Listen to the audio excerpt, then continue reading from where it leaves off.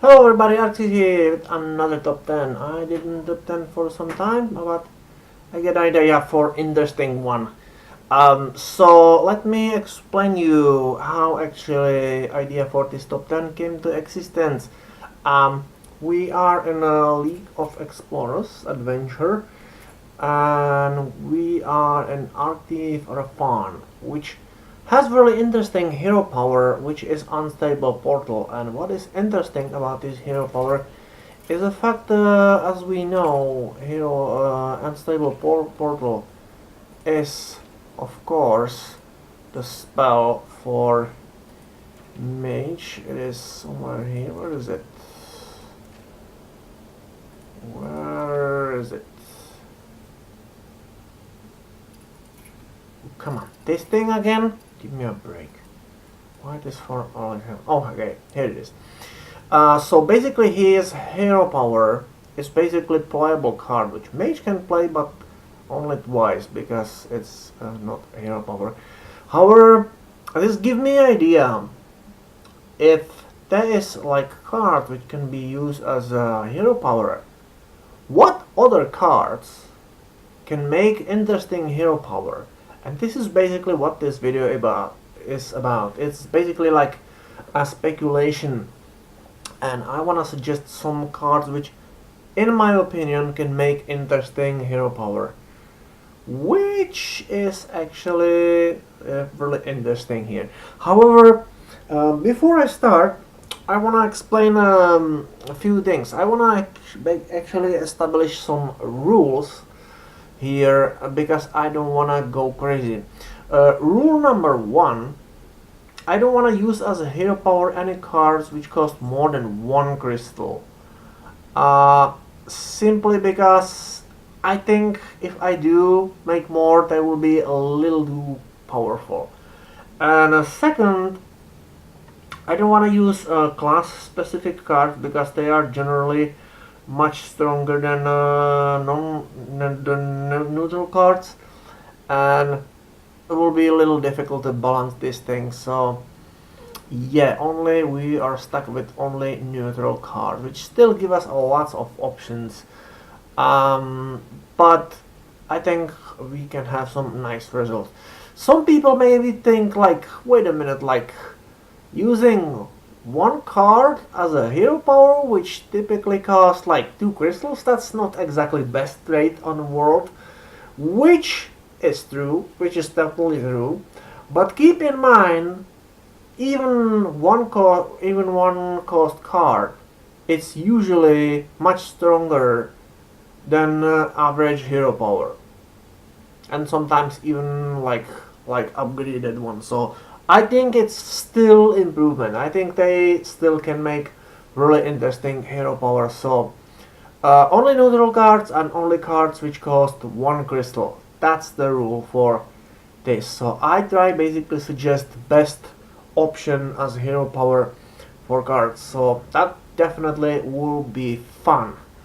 So everything is explained? I think it does. So okay, I'm ready. Let's do this thing. Number 10.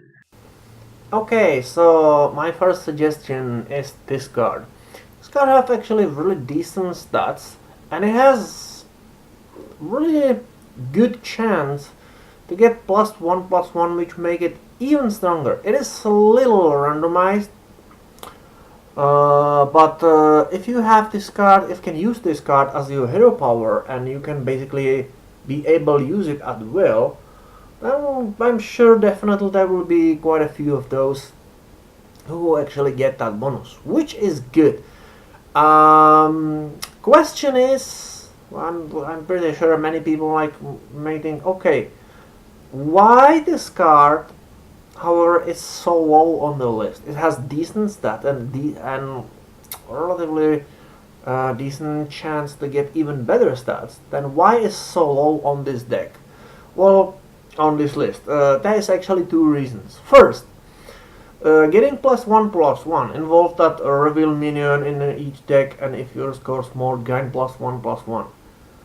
This feature can take some time, and it can significantly slow down like increase time of your turn, which means you have less time to do turn and use some other cards, and you have less cards to basically like think about other things, and that is something which is really it's not only like take your match take longer, which is not good thing. Like keep in mind if this happen every time if you use hero power, that can actually increase time of your like play significantly, and that is not a good thing.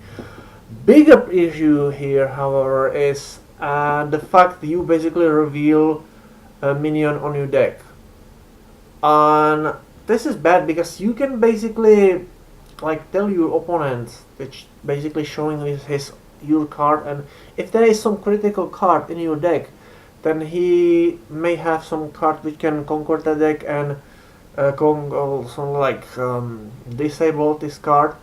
And if he know there is specific card in your deck, then he maybe have some other cards such as let's say silence, and he is like, oh no, he had this card, and that is not good. I mean, same time, you can like learn cards of your enemy as well, which is I guess enough like balanced at this problem, but I don't know. I feel this is something which I can see as a problem, which is the reason why this card is not higher on this list. Still, really good choice. I'm pretty sure some people may be willing to place this card higher, but yeah. Another reason why this card is not higher because that +1/+1, it's slightly inconsistent. Sometimes you get it, sometimes it's not. But yeah, still, I think it's a really good choice.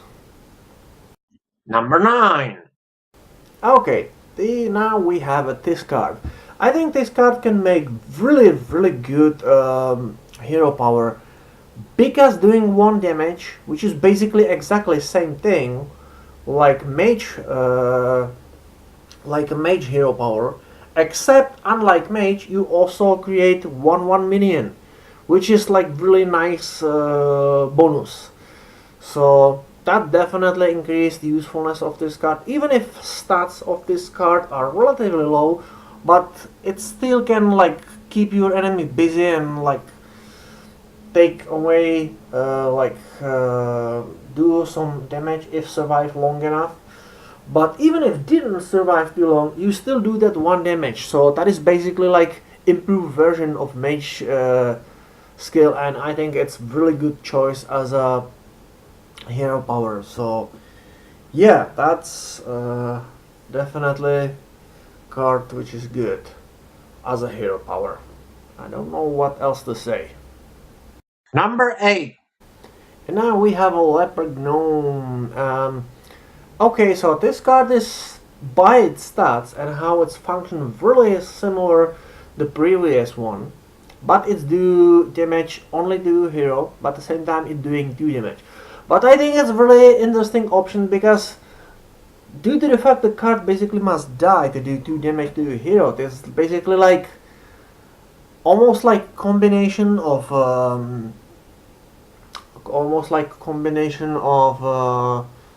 hunter ability, which do like 2 damage to hero plus 1/1 minion as a bonus. So just like previous card can be called improved version of mage skill, mage hero power, this one can be classified as improved version of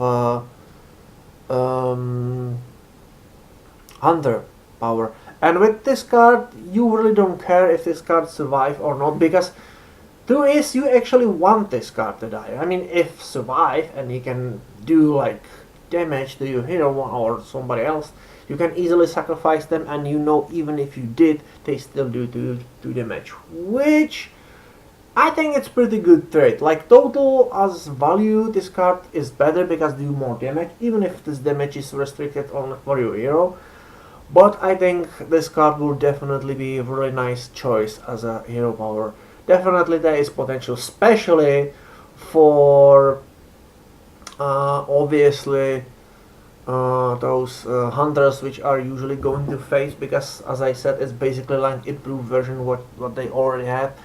And when it's combined with some cards which hunters have, this card can be even more ridiculous, especially if it's combined with the one who double death rattles. That can be pretty ridiculous. It really is. So yeah. Number 7. And now we have a Goldshire Footman. So this card is really nothing special by its stats. But one thing which is great about this card, it is down. And that is useful. That is really useful. Its attack is nothing special. But because it's down, that is like really useful. And if you are able to basically summon this thing at will, that is definitely super useful. Like for this price card have decent stats and down, that is definitely good trade, because being able to summon towns at will, that definitely can make difference. That definitely can, like, even if this card with the 2 hit points can die really quickly, then still can like slow down your enemy, and that alone can be enough to basically be a difference between victory and or lose. So yeah, I think despite the fact I have no any special powers, just down, I think it's a very good choice, and I can imagine being able to use this card as hero power will be pretty sweet, I think. Number 6. And now we have a young priestess. So this card is really easy to take down because it has only 1 damage, but it 1 hit point, but it's surprisingly have decent damage. A nice thing is if you cast at least 2 of those, they can like increase each other health, and they can be relatively difficult to destroy. Even if, because this card can like die really quickly, but still can do like that +1 health, which is super useful. Of course, it depends on the situation. You need to have at least 2 cards on the board if you want to get advantage from this, and it can do some damage by itself as well. So if you have 2 of them, they can like help each other. That is useful. That is definitely really useful.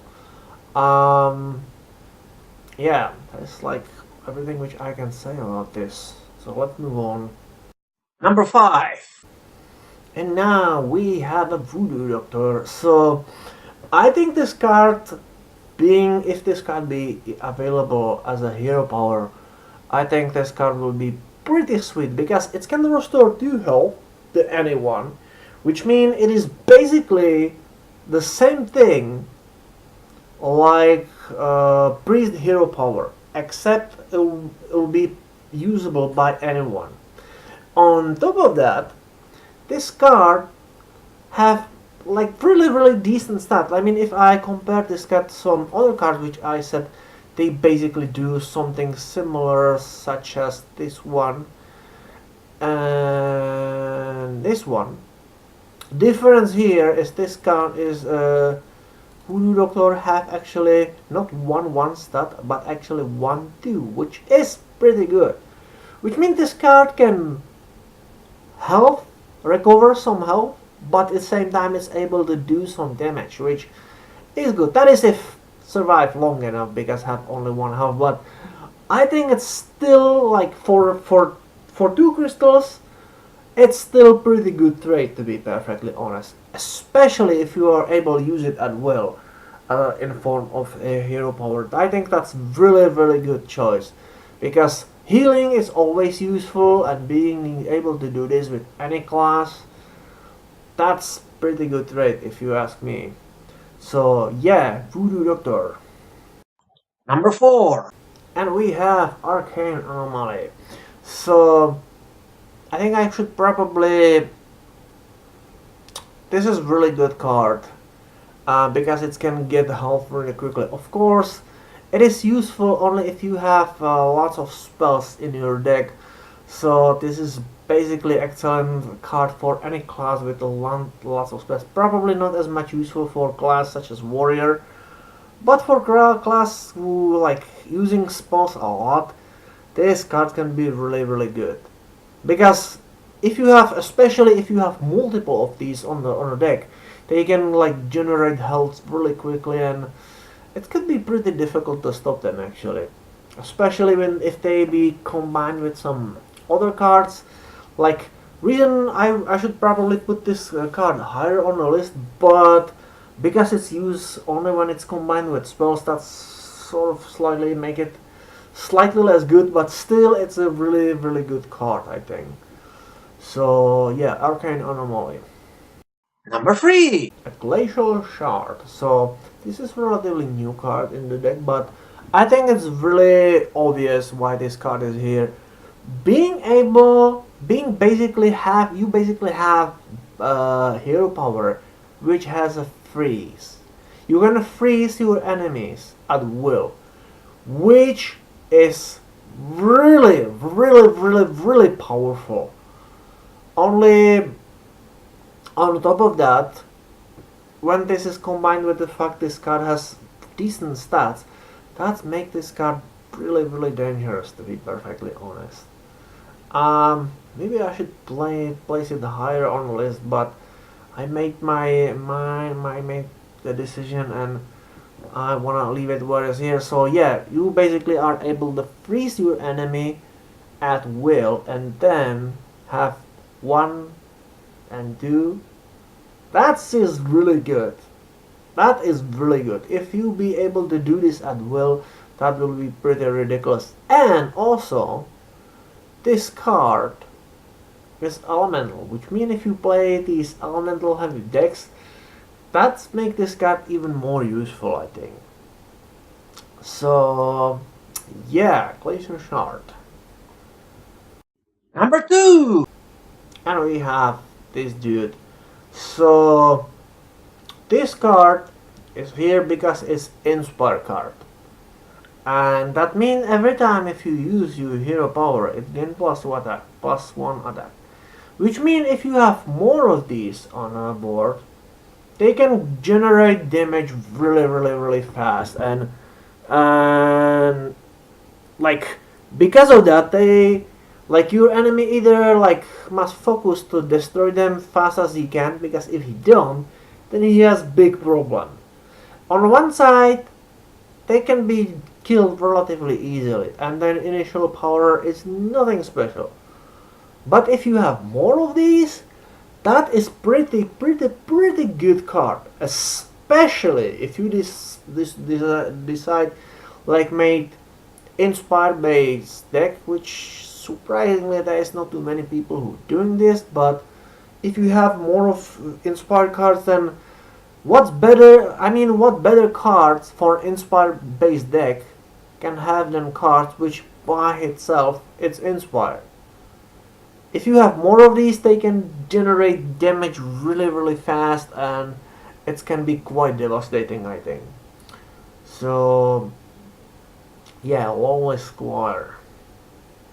Number 1!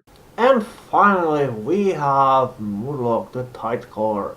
So on a surface, this card technically work exactly the same way how this one, because you need have already like this one get it's summoned by hero power, which means he don't get any attack, and that's same apply on this one. But after you create a second one, then this one get 1 attack, and this one as well, because another card is Murloc, so they work on a surface really same. So question is why this card is higher on the list than this card? Well, answer is simple, because Murlocs by themselves are freakishly overpowered, and this card can get bonuses only if you use hero power. This card, however, can get even more bonuses every time if you play Murloc, which can make this card absolutely devastating, especially if you play Murloc deck. Which, to be perfectly honest, I don't think like anyone who like if you like turn any 1 cost card in a you into your hero power, then I can imagine like basically any Murloc card can be useful. Like this one, for example, there's more card, but this card is here because even if you don't play Murloc powers, then this card still can get damage really quickly because every following card, every time if you use it again, and this card survive, then every another card is count as Murloc and thus can get like attacks. So yeah, but unlike this card can get even more card if you use it in a Murloc deck, which as I can imagine is basically like possibly best option here, at least for one cost card. And this card can be really devastating even if you didn't use like Murloc based deck, and it can get damage for like insanely fast, especially if you use cards which can like, I don't know, let's say if you use cards such as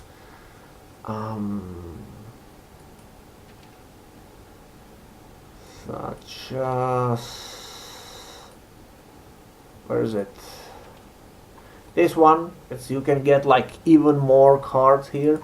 So yeah, that's the reason.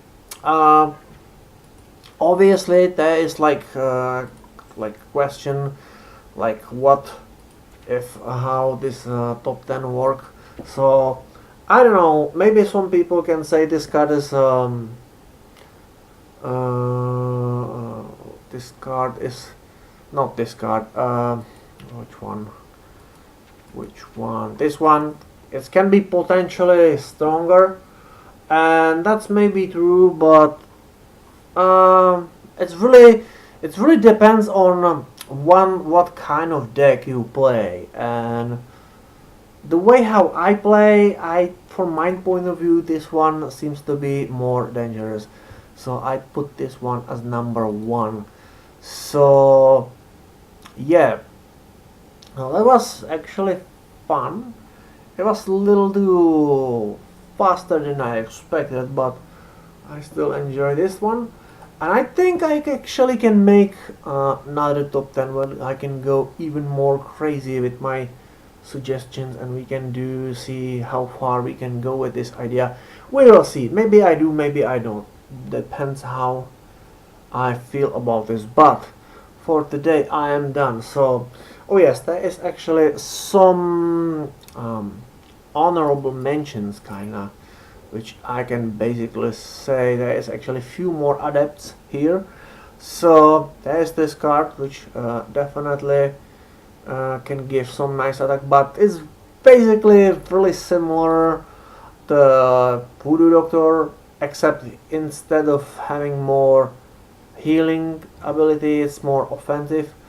But I think Voodoo Doctor is a little better choice, simply because this card needs presence of another card on the board, and if there isn't one, this card really isn't that much useful. Another interesting card is this one, which I think actually is many people using this card, but honestly I don't think it's that amazing because I don't like the low damage, and like after Divine Shield is gone, that's basically like 1 extra hit point. I mean, sure, it can survive no matter how much damage you do, but it still can die really quickly. This card is also not a bad choice because you have pretty much infinite supply of spare parts. But to be perfectly honest, these spare parts by themselves really are not good, because for how much they cost, they do really little benefit, and that's the reason why I don't have this card here. This card can be also pretty sweet, but only if you play mech deck, and as far as I can tell, mech decks are not as frequent as they used to be. They used to be pretty big, but not today. Then we have this thing can be amazing against Murloc's deck. In fact, it can be really devastating against Murloc deck, but it is not nearly as good against anything non-Murloc. So yeah, If I move on, there is actually nothing too much, nothing too amazing here actually. I mean, technically, there could be also this card as well, but this card just do a mess. I really don't like this card, so I don't think so. And I think that's about it. Maybe this card should be also bad, but otherwise similar to other cards, this card needs a presence of another minion, and if you don't have that, then this card is really not that useful. And I don't like any card which have some sort of if, because I don't like cards which are unpredictable. So yeah, so that is it for today. And yeah, so as always, thanks for your time, and I will see you later.